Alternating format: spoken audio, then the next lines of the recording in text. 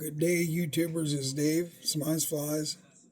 Today's how-to, that's what we're here for, is going to be, I'm going to tie a little deer hair mouse pattern. Something that turns out pretty neat. I've made like 3 or 4 of them and they turned out nice. I made 2 for an order that I did. I told the guy before I took the order, I said, I will try. If I can't do it, I will let you know, and he was fine with that. But I did find success, and then my wife and daughter and everybody loved the way they looked, and my wife wanted one, so I did one for her. And I was struggling to think of something to tie for a video today. It's funny that I struggle with that. I get like tires block or something when I do these videos, because there's tens of thousands of fly tying patterns, and there's times where I just can't think of one that I want to tie for you guys. So anyway, I laid down my thread bed. I've got a piece of dry fly poly yarn that I'm going to use for the tail. I'm going to take and I'm going to burn, not so much burn, but melt the bottom of the tail together and squeeze it. And I've found that it's pretty easy if you use a little bit of UV resin also at the end of the tail. Not much at all, just enough to soak into your thread a bit. And that's what this resin does. That UV craft resin will soak right in. And then take it and give it a squeeze and a twist like that, and then cure it, and then at least it's not going to fray apart when I'm done. So there it is. So I'm going to lay it. Mice have fairly long tails, so I'm going to make it pretty long. You guys can use your discretion on how long you want your tail.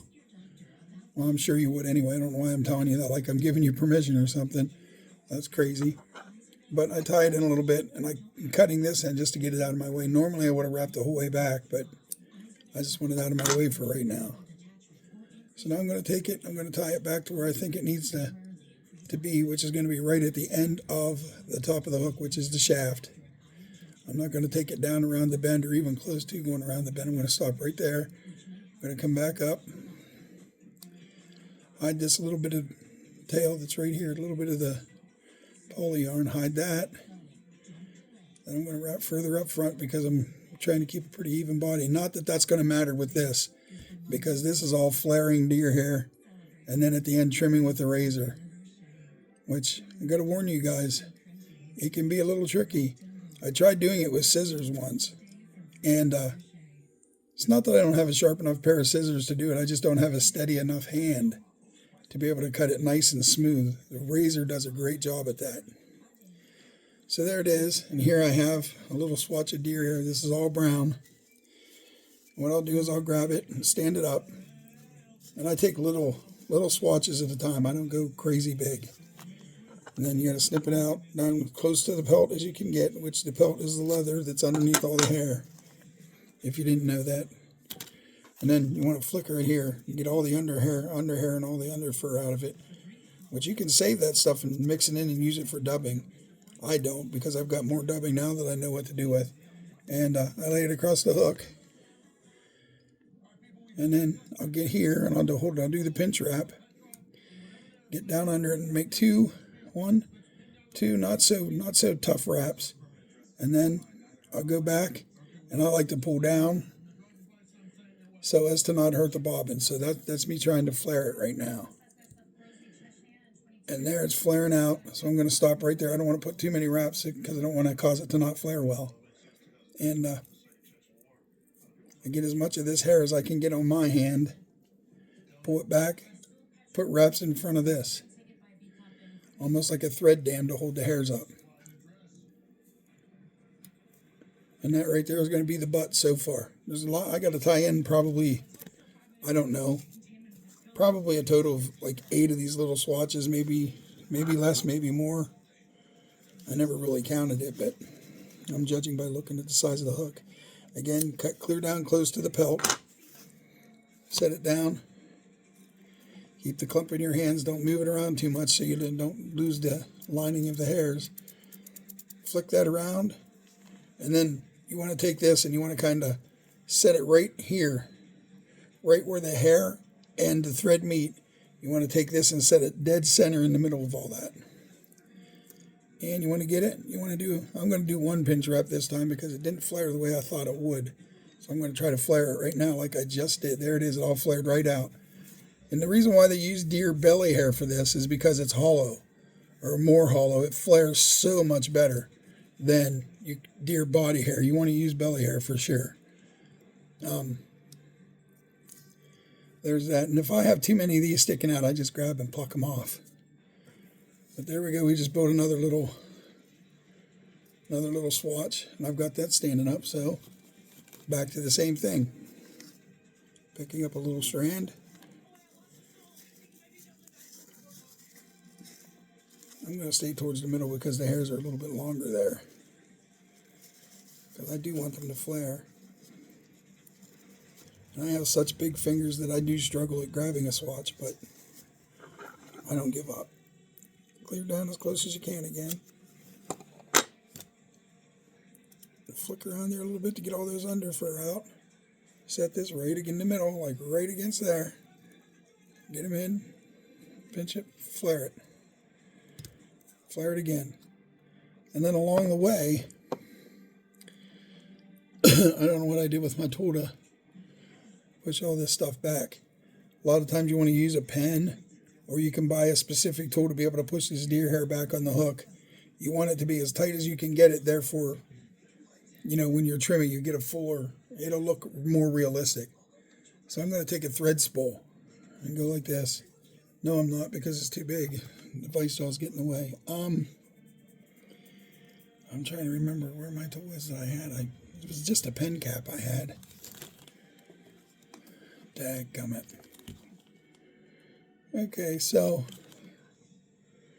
yeah, I'm going to struggle with it here a little bit today, but that's okay. When am I not struggling with shit with tying? That's not going to go over there. I don't see anything that I have right in front of me to do it, so I'm just going to have to trust to push it back by hand the best I can. It does work, but I feel better to use a tool because you can put a lot more pressure on it with a tool than you can your fingers. So I got the wraps I want. I'm going to stop right there, and we're going to repeat the process. Continue to cut little swatches of it off and get it all the way up to the front of the hook. And you do want to be really close to the front of the hook on these. Like, you want to get real close. I'm going to have 8 billion hairs all over the place tonight when I go to bed, but that's all right.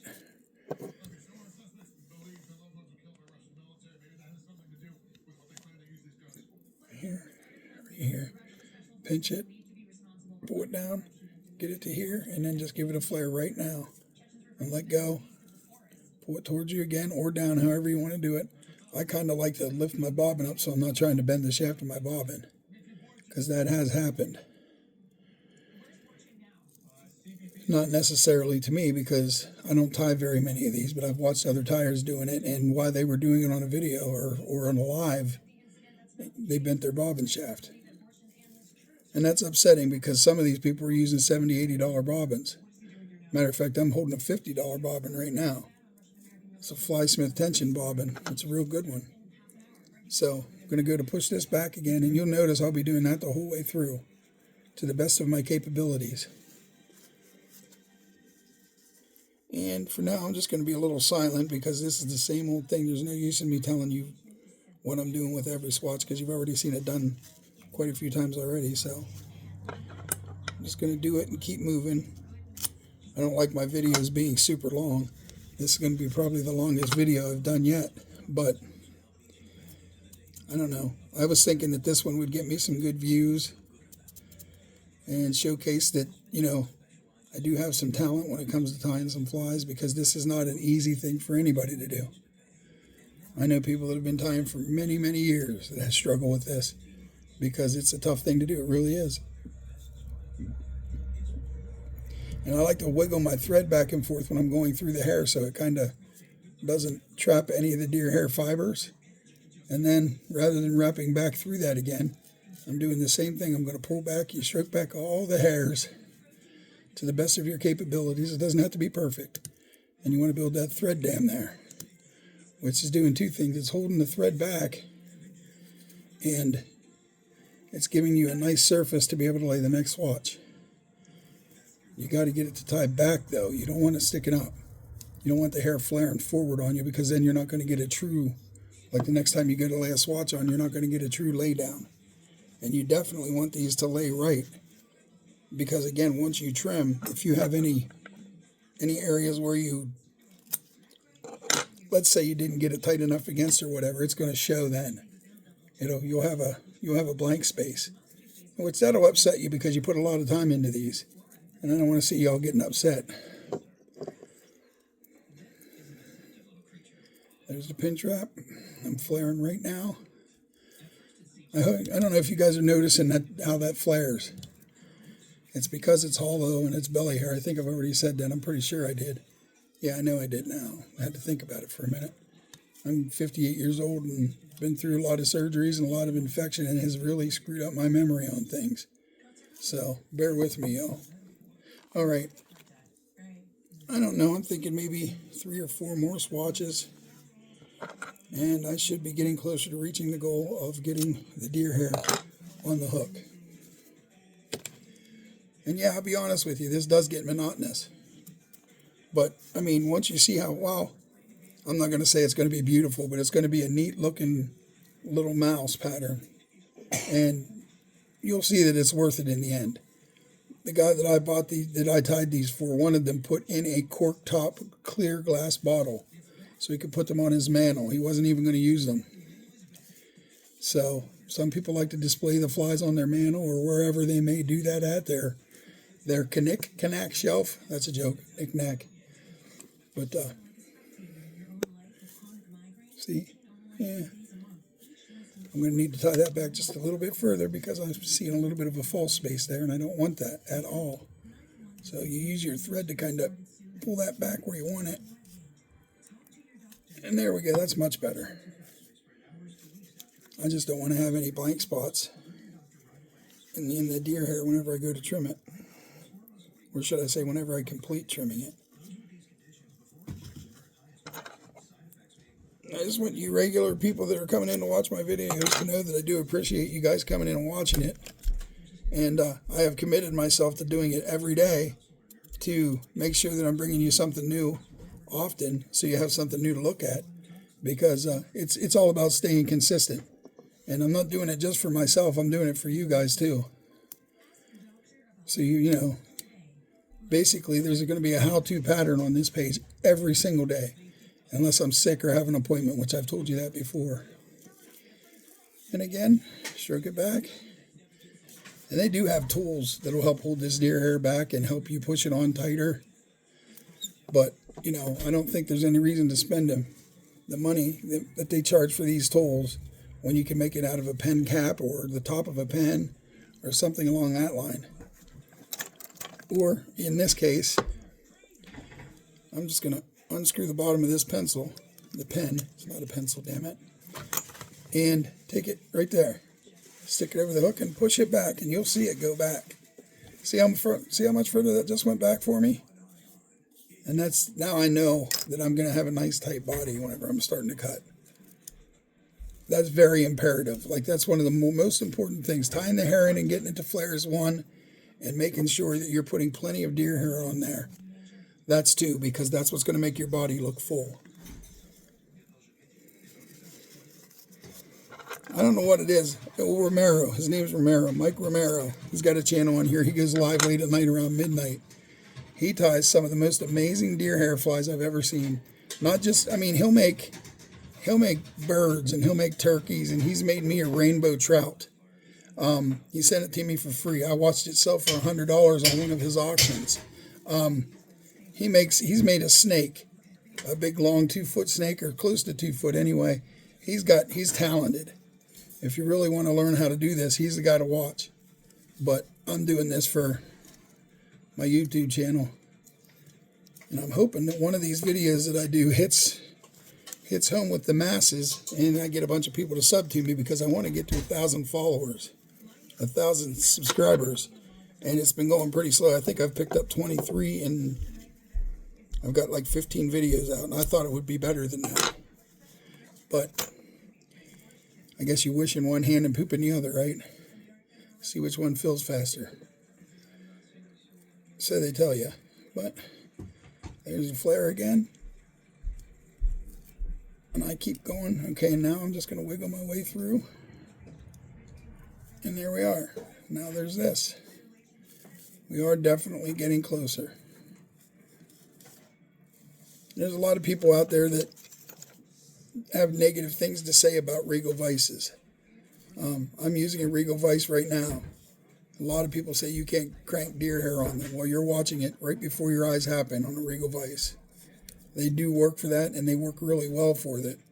And when they're saying that, they're talking about the newer Regal Vices. For some reason, stuff slips, the hooks slip in the jaws real bad on the new ones. I don't know if they switched materials or they did something different, but this vice happens to be from the 70s. I've got another one right here, and that's what I had years ago when I was production tying.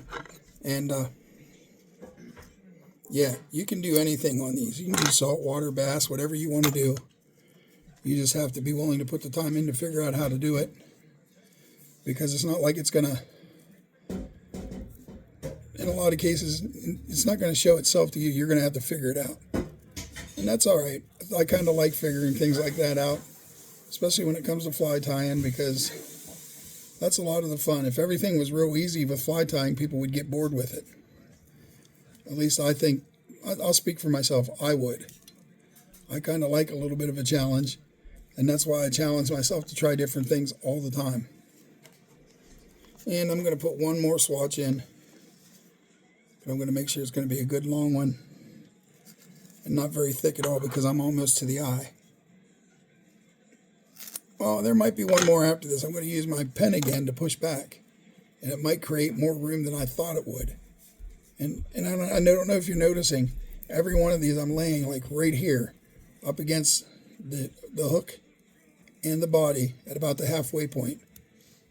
And then do a pinch wrap and come down and pull it, lift it, do whatever you got to do to get it to flare. A lot of people will spin deer hair, which is a good way to get the hairs to go all around the hook. I'm not spinning it, I'm just stacking it.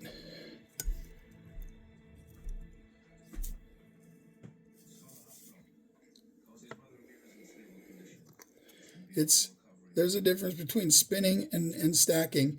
You guys can Google that and find out what the difference is and see the different flies that can be tied by doing either technique. It works right out. So I'm going to continue to wrap this. And let's try the pen thing again. Where is it? Right there. No. I thought that was it. There we go. Thinking again. Okay. So I'm just going to do this again. See how far it pushes back. It's definitely going to give me enough room for another swatch, maybe two. And that's what I mean. Sometimes this can get frustrating because you'll think you're done until you push the deer hair back, and then you're like, damn it, I'm not done yet. I'm still going. I think this is like at least the 12th or 13th swatch of deer hair I've put on here. And this is just a little size 8 hook. So some of these guys are tying on 75 millimeter shanks, which is, I don't know, I'd say they're 2.5, 3 inches long. So there's a lot of deer hair stacking involved.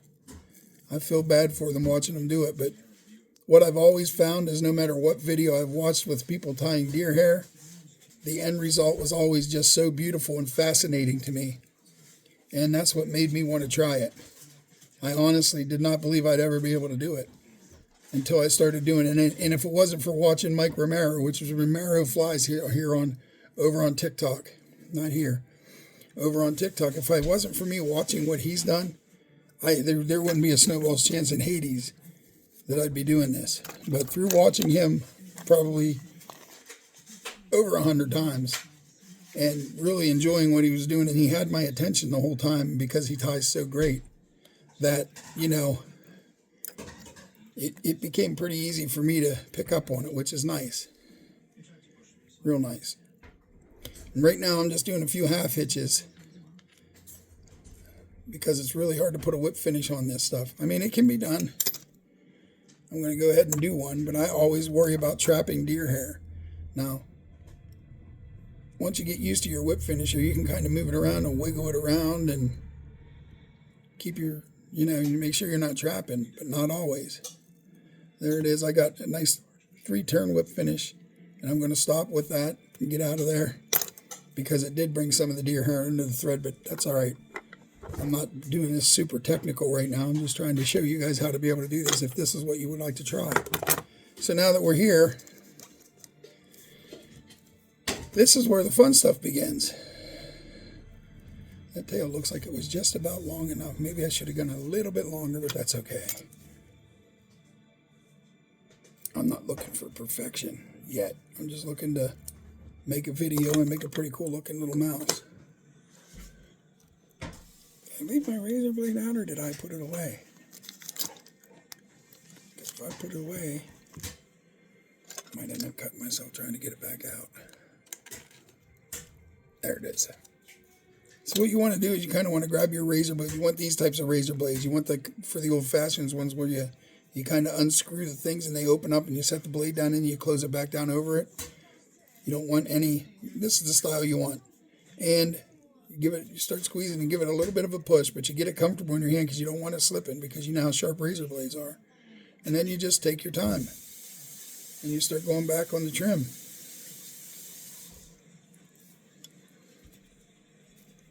Now when I'm doing the head, I take my time because I don't want to make anything too small, because a little mistake can ruin the whole damn fly. And you don't want that. Trust me, you don't want that. Do all that work stacking to be like, damn, I screwed it up.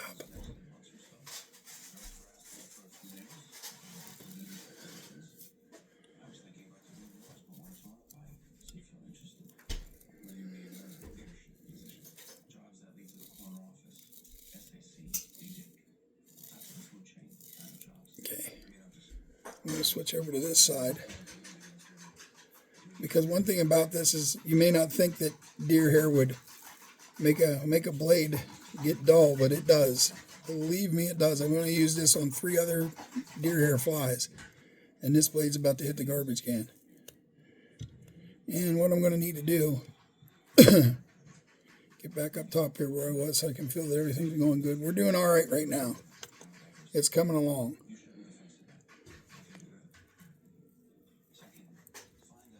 Probably could have stuck another little swatch of deer hair in there. You guys got to understand, I'm still learning how to do this with you, but I figured out how to do it and they look pretty good, so I thought, well, I'm going to make one anyway and see how we do. So now I'm going to pull it out of the vise, because it's kind of hard to run the razor blade upside down when your vise jaws are in your way. So now it's just a matter of doing the same thing, but you're holding the fly in your hand upside down and taking care of business. Every day, taking care of business. Every way we'll be taking care of business. It's all right. All right, so I find it more important, really, because you don't take all the deer hair off this. You want to leave some of the deer hair at the back. So you don't, it's not something that you fully trim, but you do want to get it to be a decent looking trim. And then it gets to a point where you don't want to bend it. You want to just kind of run it back and forth to get it back and out of your way.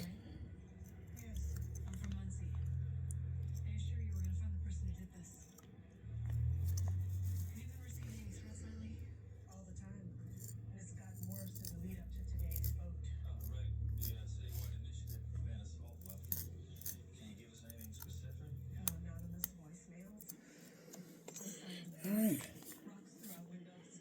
So there's that, and that's pretty much what you're going to have. These hairs sticking over the back. If some of them are longer than you would like, it ain't nothing to grab them and snap them off. Or get a pair of scissors and trim it to where it's even. I'm telling you now, if you guys are going to be tying flies, you might as well have a good set of scissors. Get them Flysmith scissors. Theflysmith.co. Ain't none sharper, I promise. I give you my word, I guarantee it. Matter of fact, if they're not the sharpest one you use, I'll buy you another pair. That's confidence right there. Okay, and I like the way that looks right there. Kind of got the shape of a head up here. I don't have any empty spots, which I'm glad I don't have that. So I'm going to put them back in the jaws again, if I can find the bottom of the hook here. There is the hook. All right. And you'll see me mess around with the razor blade because every time you turn it, you're going to find something else you missed a little bit of. And you don't want that. You want to make it as clean as possible. And I know I don't make it the cleanest flies in the world, you know, but I do try. And what more can you do than try? Now, I know they make a tool that's like it has a handle to it, and you put the razor blade in and you screw the thing, you turn the screw handle and it makes it close and bend like this automatically, and it's a really cool looking thing. I forget who makes it. I wish I could remember. I would tell you if I could remember, but I don't remember right offhand. It might be Stonfo, because they make some of the best tools out there. They do make some real nice stuff. All right, and something that I've learned is there's going to be deer hair in there, so I'll take the hook eye and just flick on it and blow on it and do some things. And I'm going to stop right there before I take things too far, because I'm known to do that. And I see a couple here I want to trim out yet with scissors. They're acting a little too long, and I don't want to distort my head with. So then we're going to be putting a couple eyeballs in and a couple ears on it. I'm going to do the ears first. And this is where the cauterizing tool comes in handy a lot. So I need to figure right about here. So I'm going to turn it on, and I'm going to burn a little bit of a hole right here in it. So there's room for just like that. And the same thing right over here. You want to get even with it. And I'm going to set it down because I'll be using it again yet. And I will take, I wonder if I can find my loon resin real quick because it has nice tips. Hopefully it's right down in here. I'm pretty positive it is, but with my memory, you just can't trust that. Let's go on this side. Bear with me for a second, guys. I probably should have got this out, but I forgot. There it is. There's the loon resin. They have some pretty good stuff. I have other preferences, but right now, this one probably has the smallest application head on out of the ones I have. Sorry about the stuttering. And you want to unscrew it right there. Set your tip down, and you go to where you had your holes burnt. Take a drop and put it in there. Grab one of the ears that you cut out of foam, which I did cut a couple out. And what I do is I set them in there, get them right to where I want them. I might be better off to just try to use tweezers. Don't want to take too long here. Yeah, I'm going to use the tweezers. I'm going to put it in there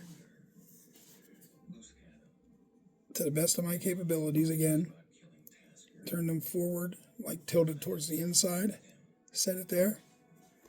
Hold it still. Cure the resin and let go. There's one ear. My other one was laying here, but I've been moving so much and throwing so much stuff around that I don't know where it went. I hope I didn't lose it because I'm not in the mood to cut another one right now. I spent 20 minutes trying to get the prep ready for this video. Okay, back into the tweezers again. I'll hold it this way. Turn it a little over on its side. Get those resin drops right where I want them. You don't really need more than one nice drop of resin because you don't want to see the hard. Because what will happen is it'll end up getting hardened on the outside on the hair, and then it'll make it just not look cohesive. I guess you could say it won't look as good as it could if you didn't take your time. We're in there. And obviously it's never going to be perfect right off the bat. As you go, you'll get better and better. But I'm going to take some resin and I'm going to drop a little drop on the back. I'm going to try to make sure it hits on the ear at the closest to the deer hair part as I can and let it run downhill because you won't see that from the front. And I promise you the fish aren't going to care. But the thing is, you got to sell it to the fishermen, so we all know we got to do a good job there.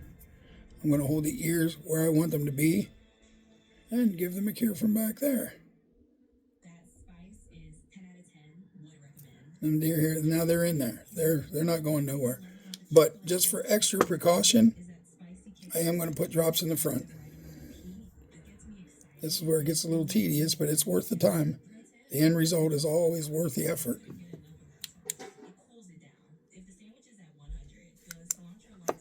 There's that one. This one's going to be the hard one to see right. I don't even really need to do it on this one because this area is in there. But got to go the extra mile sometimes. So there's those two. And I'm not done with the resin, but I am going to put the lid on because I don't want the cure light to cure the whole bottle. Back to the cauterizing pen. That's where you're going to want to make 2 more holes, but this time they're for eyes. So get it hot and burn the hairs out. And you want to move it back and forth and around to make sure it's burning in there good. Like that. And like that. And you don't want to get too far because you could accidentally get in there and you could burn your thread and the whole thing will come apart on you. And you want to talk about getting upset? Now that would be enough to piss off the Pope. I mean, that wouldn't be good. So this time, I'm going to drop the resin right in those holes that I made for the eyes with the cauterizing tool. I'm even going to push down a little bit before I go putting them in there. So they go, so the resin goes in there. Get that done. And this one done. And a lot of times you could use this and just build up a little bulb there and then cure it and then use a marker and paint them black. But I'm using some heavy monofilament fishing line. That's just my choice on how to do things.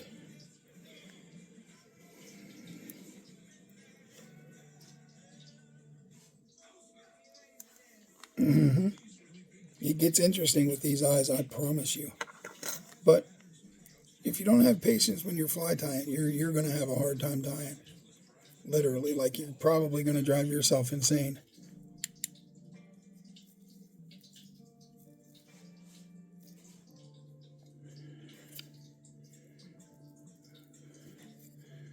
There we go. That's what I wanted. That's going to be cool. And if this one could go in as good as that one, then everything's going to be decent. If not, I'll just scream in front of everybody and throw a temper tantrum. No, it didn't just fall.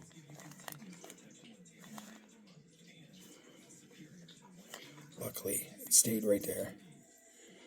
That almost had me really mad because it would have taken me a while to remake one. So, get it right there. And wow, it keeps falling. That's crazy. I have a hole there for it. It should be staying. Try it one more time. I'm going to turn the vise further that way so maybe it won't fall off. Yeah, it's troublesome.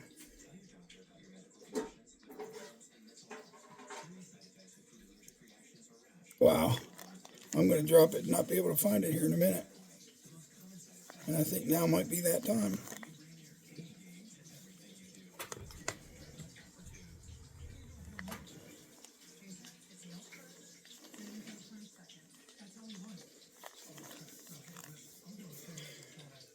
Okay guys, bear with me for a minute because I'm not going to quit the video without finishing the fly to show you guys. And I did drop that eye and it took off wherever it took off to.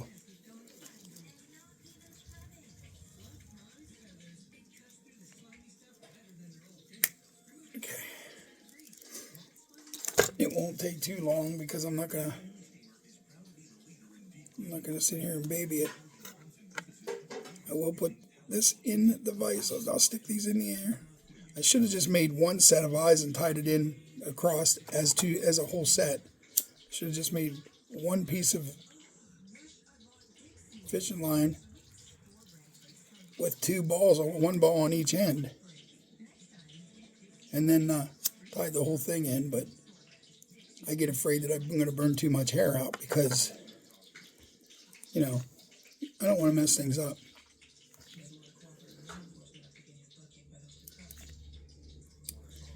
Wow. Okay, guys, I'm trying to keep my patience. Bear with me. I'm sorry. This can't make a fly tire look good. It makes me look like I'm an amateur.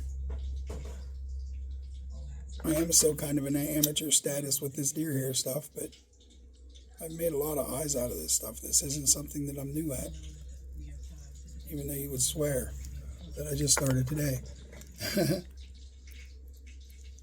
You want to kind of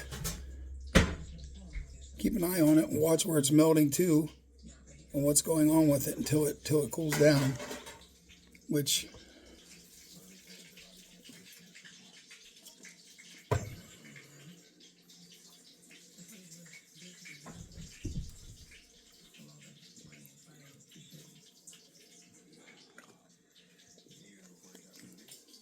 I just realized I had a cup of water over there, so I just dipped it in a cup of water to make it harden quick. All right, back to, excuse me, the little drop of resin I'm going to put in there.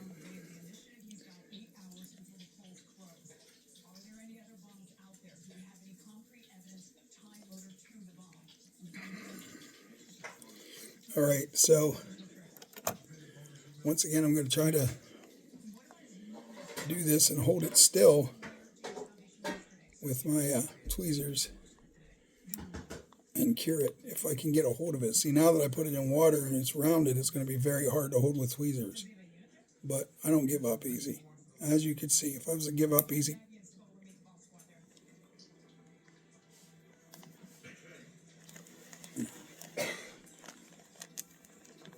that just slipped out of my hands and is gone, so I got to cut another piece yet. I am so sorry, y'all. If anything else, at least you're seeing this in real time, and you'll see the mistakes that can be made and how it can be. And I mean, if you decide not to tie these because of the mistakes you've seen with me, I'm sorry. I didn't mean to discourage you. It's more, I didn't mean for it to go this way, but at least it'll give you an idea that, it doesn't matter what your tying level is at. Mistakes are going to happen. There's no hiding from them. We're not all perfect. None of us are. And this can be very frustrating. And I mean uber frustrating.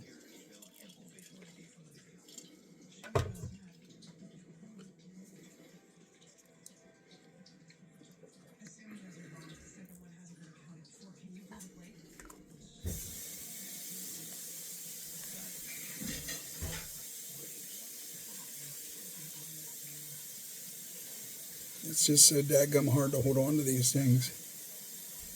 Wait a minute. Do I have another pair of tweezers here? Thought I had a yellow pair there. I've got a whole package of tweezers over here. I'm going to find a little bit of a more blunt set of tweezers to do this with. These are all precision tweezers, so I guess I'm kind of shit out of luck there. So I'm going to have to make the best of it. I'm just going to try to set it in there by hand and pray to God that it stays for a second, which it may and it may not. I don't know. Yeah, of course it fell again.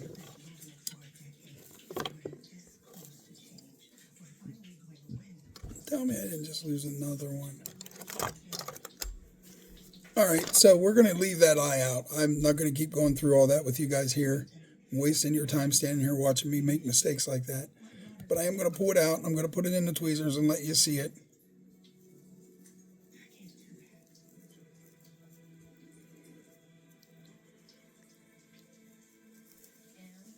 And I'm going to do what I said I would do sometimes if I were you guys. What you can do is I'm going to make resin eyes and then color them with a marker. Give me a couple more minutes. Wait a minute, I'll tell you what. I've got black UV resin right here, so I'm going to see what I can do with this. See if I can get a nice drop, cure it, and then go to the other side and do the same thing. Please drip right. Yep, there it is, cure. Put a little bit more on because it sunk in as it's meant to do. But now that I cured some, I won't do that again.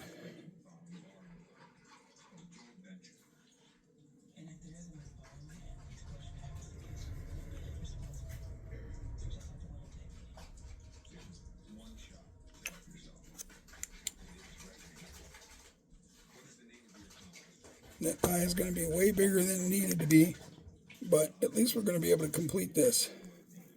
I'm going to need to work more on my eyes because something I never really worked on. I just, once you start fly tying, you get good enough where you think you're going to be able to do anything without any troubles. And you come to find that you're going to make mistakes no matter what happens. There it is. It worked out pretty darn nice, I think. Other than the eyes being a little bigger. Anyhow, here is your deer hair mouse.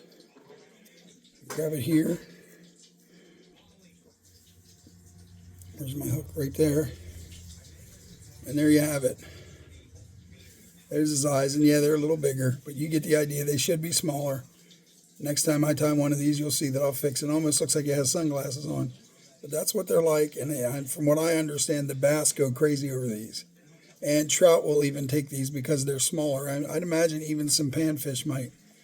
But there you go. That's today's video, y'all. That is the deer hair mouse and the struggle in tying it. Thank you guys so much for being here. I appreciate you. If you like the video, which I doubt anybody's going to, but if you do, press like. And if you like what you saw and you want to continue to see these videos, please hit subscribe. And what happens when you hit subscribe is it will let you know every time I post a video up, so you can come see it instead of having to run across it like randomly. Thanks a lot for being here. God bless every one of you. Have a good day. I appreciate you.